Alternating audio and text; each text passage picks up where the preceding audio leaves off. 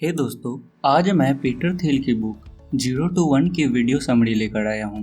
ये बहुत ही interesting business और स्टार्टअप से रिलेटेड बुक है। इस बुक में बताया गया है बिजनेस में हर चीज एक ही बार होती है। अगला बिल गेट्स ऑपरेटिंग सिस्टम नहीं बनाएगा, अगले लैरी पेज या सर्जी ब्रेन कभी सर्च इंजन नहीं बनाएंगे और अगला मार्क जकरबर्ग कभी सोशल साइट नहीं बनाएंगे। अगर आप इन लोगों को कॉपी करते हैं तो आप इनसे कुछ नहीं सीख रहे। पीटर थिल ने एलॉन मस्क के साथ पेपाल बनाई थी, जो उन्होंने ईबे को $1.5 बिलियन यानी 10,000 करोड़ रुपए में बेच दी। और पीटर थिल फेसबुक के सबसे पहले इन्वेस्टर में से एक हैं। तो चलिए इस बुक में कवर किए गए कुछ मेन पॉइंट्स को जान लेते हैं। First point, the challenge of future. अगर आप नई चीजें बनाते हैं तो आप 0 से 1 की तरफ जा रहे हैं। अगर आप पहले से ही बनी हुई चीज को इम्प्रूव कर रहे हैं तो आप 1 से n की तरफ जा रहे हैं। जिन लोगों ने रिक्शा से कार बनाए या कार से एरोप्लेन बनाए या टेलीफोन से मोबाइल बनाए, ये सब 0 से 1 गए। लेकिन अगर आप एक टाइपराइटर लेते हो और 1000 टाइपराइटर दुनिया में बेच देते हैं तो आप 1 से n जा रहे हैं। यानी आपने टाइपराइटर की ग्लोबलाइजेशन की। चाइना ग्लोबलाइजेशन का एक प्रैक्टिकल एग्जाम्पल है, जिसका काम है डेवलप्ड वर्ल्ड की हर एक सक्सेसफुल चीज को कॉपी करना। पीटर थिल कहते हैं आप सक्सेसफुल बिजनेस 0 से 1 जाकर बना सकते हैं, यानी एक यूनिक आइडिया को लेकर बहुत बड़े बिजनेस में कन्वर्ट कर दीजिए। ये करना मुश्किल है क्योंकि एक सक्सेसफुल बिजनेस बनाने के लिए कुछ नया करना उनके लिए रिस्की है। लेकिन अकेला इंसान 0 से 1 तक नहीं जा सकता, ये सिर्फ स्टार्टअप कर सकते हैं। पीटर कहते हैं स्टार्टअप एक ऐसे लोगों का ग्रुप है जिन्हें आप नया फ्यूचर बनाने के लिए कन्विंस कर सकते हैं। और एक स्टार्टअप की सबसे बड़ी स्ट्रेंथ उन लोगों की अलग सोच होती है। Second step, all happy companies are different. अगर आपको एक स्टार्टअप खोलना है तो आप में कन्वेंशनल थिंकिंग से अपोजिट सोचने की क्षमता होनी चाहिए। एक क्वेश्चन जो कि हमेशा खुद से पूछना चाहिए वो है, ऐसी कौन सी वैल्यूएबल कंपनी है जो कोई भी नहीं खोल रहा। ये क्वेश्चन मुश्किल लग रहा है, पर ये उससे कहीं ज़्यादा मुश्किल है, क्योंकि हो सकता है आप अपने कस्टमर के लिए बहुत ज़्यादा वैल्यू प्रोवाइड कर रहे हों, लेकिन आप खुद उस वैल्यू को कैप्चर ना कर पाओ। क्योंकि वैल्यू क्रिएट करना और वैल्यू कैप्चर करना दोनों अलग अलग बातें हैं। एज फॉर एग्जाम्पल, यूएस के एयरलाइन बिजनेस अपने पैसेंजर को हर साल बिलियंस की वैल्यू प्रोवाइड करते हैं, लेकिन 2012 में जब एक एयरप्लेन की टिकट लगभग $178 थी, इसमें से हर पैसेंजर पर एयरलाइन सिर्फ 27 सेंट कमाता था। और 2012 में एयरलाइन ने $160 बिलियन का बिजनेस किया था। और अगर आप इसे गूगल के साथ कंपेयर करें तो गूगल सिर्फ $50 बिलियन का बिजनेस किया था, लेकिन फिर भी 21% का प्रॉफिट कमाया था, जो कि एयरलाइन बिजनेस की प्रॉफिट मार्जिन से 100 टाइम्स ज़्यादा थे। अगर आप सारे एयरलाइन बिजनेस इंडस्ट्री को मिला दें तो भी गूगल ने उस साल 3 टाइम्स ज़्यादा कमाया था। ये इसलिए है क्योंकि सारे एयरलाइन बिजनेस एक दूसरे से compete करने में लग जाते हैं, लेकिन गूगल ने एक मोनोपोली क्रिएट कर दी है। एक परफेक्ट कंपटीशन में हर कंपनी एक दूसरे की कॉपी करती है, सेम प्रोडक्ट बनाती है, और इसलिए उन्हें अपने प्रोडक्ट उस कीमत पे बेचने पड़ते हैं जिस प्राइस पे उनके कॉम्पिटिटर सेल कर रहे हैं। अगर ऐसी मार्केट में प्रॉफिट हो रहा हो तो नई फर्म आएगी और प्रोडक्ट के प्राइस और कम कर देगी, और अगर बहुत सारी फर्म इस कॉम्पिटिटिव मार्केट में आ जाती है तो वो प्राइस और कम हो जाएगी। एक परफेक्ट कंपटीशन में कोई भी प्रॉफिट नहीं कमाता, लेकिन एक मोनोपोली बिजनेस में वो कंपनी बहुत ही ज़्यादा प्रॉफिट कमाती है और पूरे मार्केट पे कंट्रोल रखती है, क्योंकि इनके पास कंपटीशन नहीं है, इसलिए ये मैक्सिमम प्रॉफिट कमाते हैं। मोनोपोली अपने आप को बचाने के लिए हमेशा झूठ बोलती है। अगर कोई कंपनी अपनी मोनोपोली को एक्सेप्ट करती है तो इसका मतलब वो मार्केट का मैक्सिमम प्रॉफिट अर्न कर रही है, इसलिए गवर्नमेंट एजेंसीज उन पर रेगुलेशन लगा देती हैं। अगर हम गूगल की बात करें तो गूगल कभी भी अपने आप को मोनोपोली नहीं बोलता। अगर गूगल अपने आप को सिर्फ एक सर्च इंजन बोलता है तो गवर्नमेंट उसे मोनोपोली समझेगी, क्योंकि 2014 में सारी सर्चेज के मुकाबले गूगल में 68% सर्चेज हुई हैं। गूगल के क्लोजेस्ट कॉम्पिटिटर्स माइक्रोसॉफ्ट में सिर्फ 19% सर्चेज और याहू में सिर्फ 10% सर्चेज हुई हैं। इतना ही नहीं, अब गूगल ऑक्सफोर्ड इंग्लिश डिक्शनरी में इंटर किया जा चुका है एज ए वर्ब। लेकिन अगर गूगल अपने आप को एक एडवर्टाइजिंग कंपनी बोलती है तो यूएस की सर्च एडवर्टीजमेंट मार्केट $17 बिलियन की है और यूएस की पूरी एडवर्टीजमेंट मार्केट $150 बिलियन की है और पूरी दुनिया की $495 बिलियन की है। और अब गूगल अपने आप को इतने कॉम्पिटिटिव वर्ल्ड में एक छोटा सा प्लेयर बोल सकता है, जहां पे गूगल का मार्केट शेयर अभी सिर्फ 3.4% है। लेकिन नन मोनोपोली कंपनी भी झूठ बोलती हैं ताकि वो अपने आप को अलग बता सकें। मान लीजिए आप एक रेस्टोरेंट का बिजनेस खोल रहे हैं, तो आप बोल सकते हैं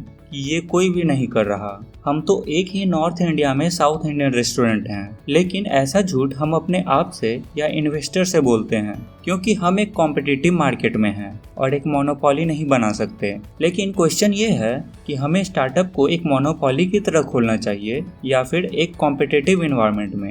अगर एक स्टार्टअप अपनी मार्केट में मोनोपोली क्रिएट कर सकता है तो ये उसके लिए और ज़्यादा फायदेमंद है। अगर हम गूगल की बात करें तो कंपटीशन की कोई चिंता ही नहीं है। वो अपने वर्कर्स की चिंता कर सकता है, अपने प्रोडक्ट्स को इम्प्रूव कर सकता है, इनोवेशंस ला सकता है और पूरी दुनिया में इम्पैक्ट डाल सकता है। लेकिन ऐसा करना कॉम्पिटिटिव मार्केट में बिल्कुल पॉसिबल नहीं है। थर्ड पॉइंट है द आइडियोलॉजी ऑफ कंपटीशन। एक मोनोपोली में नए प्रोडक्ट बनते हैं जो कि उनके ओनर को लगातार प्रॉफिट कमा कर देते हैं, जबकि कंपटीशन में प्रॉफिट बहुत ही कम होता है, जहां पे कंपनी के ओनर को अपना बिजनेस सस्टेन करने के लिए स्ट्रगल करना पड़ता है। हम जितना एक दूसरे से कम्पीट करेंगे उतना ही नुकसान हमारा होगा। लेकिन हैरानी की बात यह है कि हमेशा एजुकेशन सिस्टम में भी सभी थ्योरी पर चलते हैं। मार्क्स में एक स्टूडेंट दूसरे स्टूडेंट के साथ कम्पीट करते हैं। हम हर स्टूडेंट को सेम चीज़ पढ़ाते हैं। जो स्टूडेंट इन कन्वेंशनल सिस्टम से आगे बढ़ जाते हैं हम उसे सोसाइटी में रिस्पेक्ट देते हैं। लेकिन यही स्टूडेंट फिर से अपने कैरियर में दूसरे के साथ कम्पीट करने लग जाते हैं और बहुत ही कम लोग अपनी लाइफ में कुछ मीनिंगफुल कर पाते हैं। पीटर बताते हैं कि उन्होंने अपने कैरियर की शुरुआत में कुछ ऐसे ही तरीके से की थी। वो पढ़ने में बहुत ही तेज थे, इतने तेज थे कि ग्रेड 8 में ही उनके दोस्त ने उन्हें बोल दिया था कि 4 साल बाद तेरी एडमिशन स्टैनफोर्ड में हो जाएगी। और ऐसा ही हुआ। उन्होंने स्टैनफोर्ड लॉ कॉलेज में एडमिशन ले ली और वहाँ पे भी बाकी स्टूडेंट के साथ कम्पीट करने में लग गए और अब उनका फाइनल गोल सुप्रीम कोर्ट था। वो इस लास्ट कंपटीशन में रह गए। लेकिन पीटर बोलते हैं कि अगर मैं वो लास्ट बैटल जीत जाता तो मैं और लोगों के लिए बिजनेस डील बना रहा होता। लेकिन जब उन्होंने अपनी कंपनी पेपल स्टार्ट करी तो वो लोगों के साथ कम्पीट नहीं करना चाहते थे, बल्कि कुछ डिफरेंट करना चाहते थे, 0 to 1 जाना चाहते थे। उनके और उनकी टीम का सपना था कि वो पैसों को ईमेल के थ्रू ट्रांसफ़र कर पाएं। 1999 में पैसे एक जगह से दूसरे जगह ट्रांसफ़र करना बहुत ही ज़्यादा प्रॉब्लमैटिक थी और वो सब इसे सॉल्व करना चाहते थे और उन्होंने इसी मेंटलिटी की वजह से $1.5 बिलियन की कंपनी भी बना दी। फोर्थ पॉइंट है लास्ट मूवर एडवांटेज। जो कंपटीशन से बचते हैं वही मोनोपोली क्रिएट कर सकते हैं। अगर आप न्यूयॉर्क टाइम्स को ट्विटर के साथ कंपेयर करें तो इन दोनों के पास कई हजार एम्प्लॉय हैं और ये दोनों का मेन मकसद है लोगों तक न्यूज़ पहुंचाना। लेकिन जब 2013 में ट्विटर पब्लिक हुई तो इसकी वैल्यूएशन $24 बिलियन लगाई जा रही थी, जो कि न्यूयॉर्क टाइम्स से 12 टाइम्स ज़्यादा थी। 2012 में न्यूयॉर्क टाइम्स ने $133 मिलियन कमाए थे, जबकि ट्विटर लॉस में थी। ये एक बेवकूफ़ी लग सकती है और हम पूछ सकते हैं कि ऐसा क्यों हुआ। तो इसका जवाब है कैश फ्लो। किसी भी कंपनी की आज की कीमत इस बात पे डिपेंड करती है कि वो कल कितना पैसा कमाएगी। आपने लोगों को ये कहते हुए तो जरूर सुना होगा कि फर्स्ट मूवर को बहुत ज़्यादा एडवांटेज होता है। अगर आप सबसे पहले बिजनेस खोलेंगे तो आप मार्केट का एक बड़ा शेयर को ग्रैब कर पाएंगे। लेकिन पीटर बोलते हैं लास्ट मूवर एडवांटेज और भी बड़ा है। आप बाकी सबके प्रोडक्ट को देख के एक ऐसा प्रोडक्ट बनाओ जो मोनोपोली क्रिएट कर दे और सबको कॉपी करना बहुत मुश्किल हो जाए। तभी आप एक एंट्री बैरियर क्रिएट कर सकते हो और एक मोनोपोली का मजा उठा सकते हो। मगर अब सवाल ये आती है कि मोनोपोली बिजनेस में क्या क्या खास बातें होती हैं। मोनोपोली बिजनेस में ये 4 चीजें देखी जा सकती हैं। First, proprietary technology. अगर आप ऐसा प्रोडक्ट बना देते हैं जिसे कॉपी करना दूसरों के लिए बहुत मुश्किल हो जाए तो आप एक मोनोपोली क्रिएट कर रहे हैं। इसके लिए आपको कम से कम एग्जिस्टिंग टेक्नोलॉजी का 10 गुना इम्प्रूव करना होगा। इससे कम इम्प्रूवमेंट एक छोटी इम्प्रूवमेंट ही मानी जाएगी और इजी टू कॉपी भी हो जाएगी। जब 1995 में अमेजॉन लॉन्च हुआ था तब वो दुनिया का सबसे बड़ा बुक स्टोर माना जाता था, क्योंकि अगर आप इसे किसी बुक स्टोर से कंपेयर करें तो ज़्यादा से ज़्यादा 1 लाख डिफरेंट बुक अपने पास रख सकता था। लेकिन अमेजॉन सिर्फ सप्लायर की बुक की लिस्ट ही लेता था और बुक सिर्फ तभी खरीदता था जब कस्टमर से ऑर्डर मिलता। ये इतना इफेक्टिव था कि बार्न्स एंड नॉवेल्स ने अमेजॉन की IPO के 3 दिन पहले अमेजॉन पे केस कर दिया और कहा कि अमेजॉन अपने आप को एक बुक स्टोर कहता है लेकिन वो एक बुक ब्रोकर है। Second, network effects. Network effect आपके प्रोडक्ट को कस्टमर के लिए बहुत ही यूजफुल बना देता है। अगर आपका कोई भी फ्रेंड फेसबुक पे ना हो तो बहुत ही कम चांस है कि आप भी फेसबुक यूज करोगे, और क्योंकि आज आपका हर फ्रेंड फेसबुक यूज करता है तो आपको भी फेसबुक यूज करना ही पड़ेगा। अगर आप कोई और सोशल साइट यूज करते हो तो आपके दोस्त आपको पागल समझेंगे। Number 3, economics of scale. एक बहुत ही स्ट्रॉन्ग मोनोपोली बिजनेस क्रिएट किया जा सकता है अगर आप अपने बिजनेस को स्केल कर सकें। सर्विस बिजनेस को स्केल कर पाना बहुत ही मुश्किल है। मान लीजिए आप योगा क्लास देते हैं तो आप एक लिमिटेड कस्टमर को ही सर्व कर पाएंगे, चाहे आप ज़्यादा योगा इंस्ट्रक्टर ही हायर क्यों ना कर लें और चाहे क्यों ही ना आप ज़्यादा इंस्टीट्यूट भी खोल लें। सॉफ्टवेयर स्टार्टअप को ये एडवांटेज होता है कि वो अपना बिजनेस बहुत ही जल्दी स्केल कर सकते हैं, क्योंकि सॉफ्टवेयर की एक और कॉपी बनाने और उसे बेचने के लिए ऑलमोस्ट 0 कॉस्ट आती है।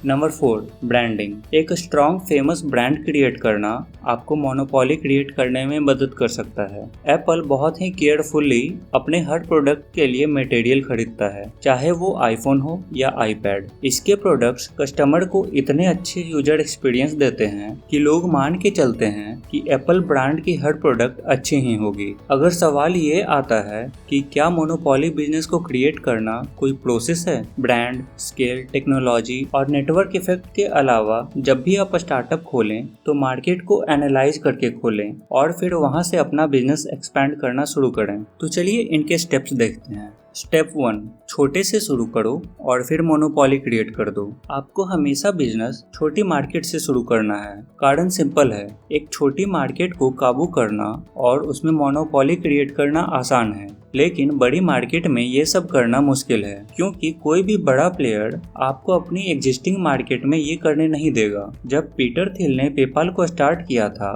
तो हर मार्केट में ई वॉलेट का कॉन्सेप्ट लाने के बजाय ईबे के एग्जिस्टिंग सेलर्स को अपना प्रॉफिट ऑफर किया, क्योंकि ये लोग पैसे चेक से पे करते थे, जिसकी प्रोसेसिंग के लिए बहुत टाइम लगता था। क्योंकि ये मार्केट बड़े प्लेयर्स के लिए छोटी थी, इसलिए इस मार्केट में कोई ध्यान नहीं दे रहा था और तीसरे महीने के अंदर पेपाल ने 25% लोगों को अपना कस्टमर बना लिया। स्टेप 2, अपने बिजनेस को स्केल करना सीखें। जैसे ही आप छोटे से मार्केट को डोमिनेट कर दें, फिर आप धीरे धीरे दूसरे रिलेटेड मार्केट को डोमिनेट कर सकते हैं। अगर हम अमेजॉन की बात करें तो जेफ बेजोस, अमेजॉन के फाउंडर, ने अमेजॉन में सिर्फ बुक्स बेचना स्टार्ट किया था। जिस तरह एक आम दुकानदार कम बिकने वाली किताब को अपने दुकान में नहीं रखते हैं, अमेजॉन ही पूरी दुनिया में एक ऐसा सोर्स बन गया था जहां पे दुनिया की हर किताब मिल सकती थी। और ऐसा इसलिए था क्योंकि अमेजॉन अपनी किताब नहीं बेचता था, बल्कि दुकानदारों की किताब को अपनी साइट पे दिखाता था और जब कस्टमर ऑर्डर देता था तभी वो किताब बेचता था। जब अमेजॉन ने इस मार्केट में मोनोपोली बना ली तो इसके बाद उसने सॉफ्टवेयर, CD, DVD बेचने भी स्टार्ट कर दिए और ऐसे ही धीरे धीरे और भी कैटेगरीज अपने वेबसाइट के अंदर जोड़ता चला गया। इसलिए आज वो दुनिया का सबसे बड़ा ऑनलाइन स्टोर है और जेफ बेजोस दुनिया के सबसे अमीर आदमी हैं। स्टेप 3, शुरू में किसी भी कंपनी से कम्पीट ना करें। शुरू में कभी भी किसी बड़े कंपनी को डिसरप्ट ना करें। स्टार्टअप के पास इतनी फंडिंग नहीं होती कि वो बड़ी कंपनी को चैलेंज कर उसे कम्पीट कर सके। अगर आप ये गलती करते हैं तो बहुत ही जल्द आप बिजनेस से बाहर हो जाएंगे। 5th point, you are not a lottery ticket. ज्यादातर सबके दिमाग में एक फेमस क्वेश्चन जरूर होता है, क्या सक्सेस लक से मिलता है या स्किल से? मैल्कम ग्लैडवेल, जो कि एक सक्सेसफुल ऑथर हैं, उन्होंने अपनी बुक आउटलाइनर में लिखा है, सक्सेस लकीली ब्रेक्स की वजह से मिलता है। बैरन बफे अपने आप को लकी स्पम क्लब का हिस्सा मानते हैं। जेफ बेजोस अमेजॉन के फाउंडर अपनी सक्सेस का क्रेडिट प्लेनेट की अलाइनमेंट, आधी लक, आधी सही टाइमिंग और बाकी मेहनत को देते हैं। बिल गेट्स बोलते हैं कि वो स्किल के साथ पैदा हुए थे जिसकी मदद से वे ये सब कर पाए, और ये सारे लोग स्ट्रेटेजिकली हम्बल हैं। अगर ये सच है तो लोग एक के बाद एक सक्सेसफुल बिजनेस बना देते हैं। उसे हम क्या कहेंगे, लक या स्किल? लेकिन क्या ये डिबेट लॉजिकल डिस्कस की जा सकती है? शायद नहीं। अगर हमें साइंटिफिकली चेक करना हो कि फेसबुक लक की वजह से सक्सीड की या स्किल की वजह से, तो 2004 में जब फेसबुक लॉन्च हुआ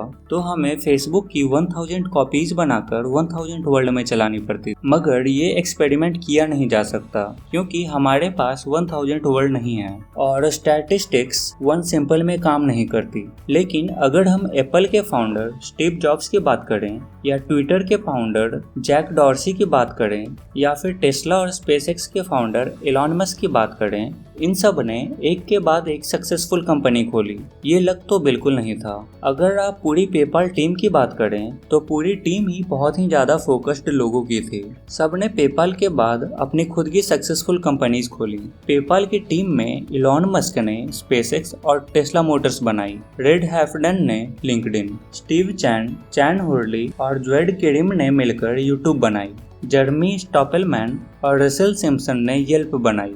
डेविड सैक्स ने यैमर बनाई और पीटर थिल ने प्लांटर बनाई। आज इनमें से हर कंपनी की इंडिविजुअल वर्थ $1 बिलियन से भी ज्यादा है। तो ऐसा तो नहीं हो सकता कि एक बेस्ट टीम के सारे मेंबर एक साथ लकी हो गए। और अगर आप किसी भी लक पे विश्वास करते हो तो ये वीडियो देखने का कोई रीजन नहीं है। फिर तो ये आपके लिए ऐसा है कि आप लोगों के लॉटरी जीतने की कहानियां सुन रहे हैं। बस एक बात याद रखिए, अगर आप ये मानते हैं कि सक्सेस स्किल से मिलती है तो आप इसके लिए मेहनत करेंगे और अपना फ्यूचर सेव कर सकेंगे। लेकिन अगर आप फ्यूचर को एक लक के रूप में मानते हैं तो आप कभी भी हार्डवर्क नहीं कर पाएंगे और हार मानकर बैठ जाएंगे। तो इस बुक में टोटल बहुत सारी पॉइंट्स और सब पॉइंट्स बताई गई हैं, पर मैं इस वीडियो में 5 पॉइंट्स ही कवर कर रहा हूँ क्योंकि ये वीडियो अभी ही बहुत ही लंबी हो चुकी है। तो बाकी के पॉइंट्स अगले वीडियो यानी इस बुक समरी के सेकंड पार्ट में लाऊंगा। तो फिर मिलते हैं एक नई वीडियो के साथ अगली पार्ट में। तब तक के लिए टेक केयर।